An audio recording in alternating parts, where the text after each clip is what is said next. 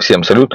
В этом видео немного поговорим о машинах, о прокачке и моем взгляде на то, как это лучше делать, и каких-то советах моих.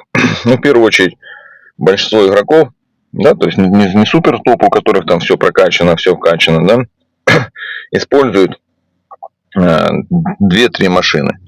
Потому что там подземелье одним героем мы собираем, одним пустоши собираем, да, 2 героя. Ну, не берем во внимание какие-то ивенты, где применяется больше у нас героев. В Ихор мы участвуем 3 героями. Если мы атакуем столицу, там защищаем столицу в Чуде, там мы тоже применяем 2 героя, да. Ну, я говорю, что в основном берем обычных игроков, да, не супер топов. Поэтому какой-то необходимости прокачивки всех машин по максимуму у нас нету, да, вопрос не стоит. Поэтому можем немножко где-то на чем-то сэкономить, где-то что-то, наоборот, прокачать быстрее и дальше.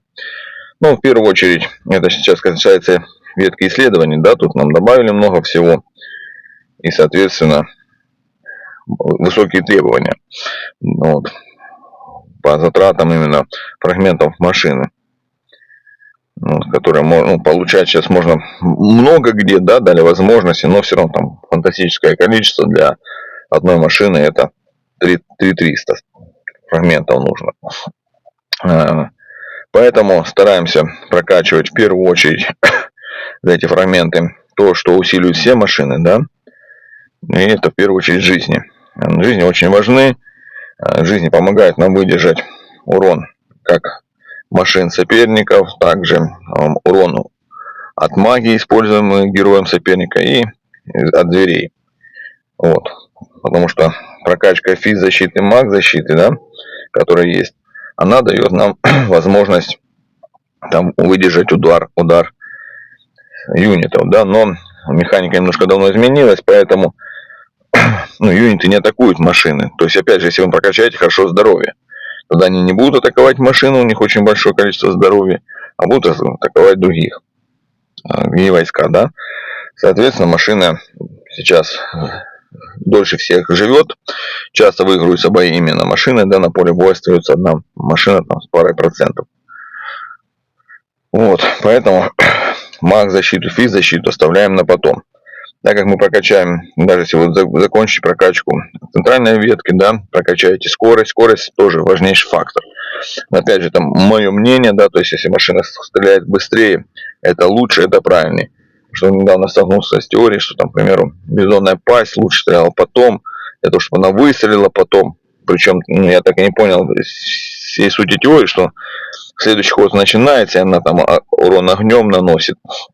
Ну, в моем понимании, так, переменными слагаемых тут сумма не поменяется, да, то есть неважно, она подождет в начале боя или в конце боя, да, то есть урон получится одинаковый на второй ход, да.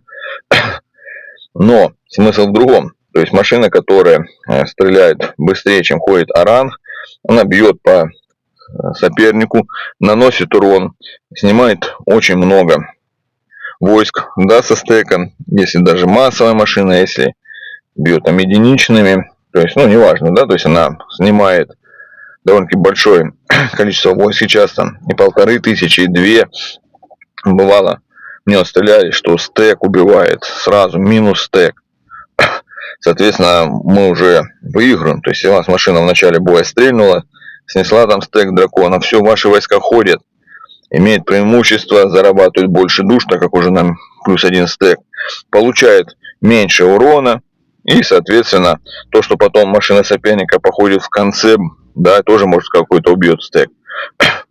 Это, никак не скажется, потому что начинается ход, и ваша машина опять убьет стек быстрее.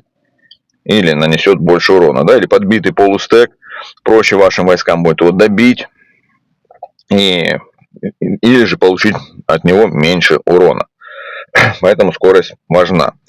Также вы, когда прокачаете, все, то есть для того, чтобы не переходить на прокачку там защиты, то есть, и поднять в каких-то пределах разумных, а переходить на вторую машину, прокачивать точно так же третью. Когда вы это прокачаете, у вас будут появляться фрагменты других машин.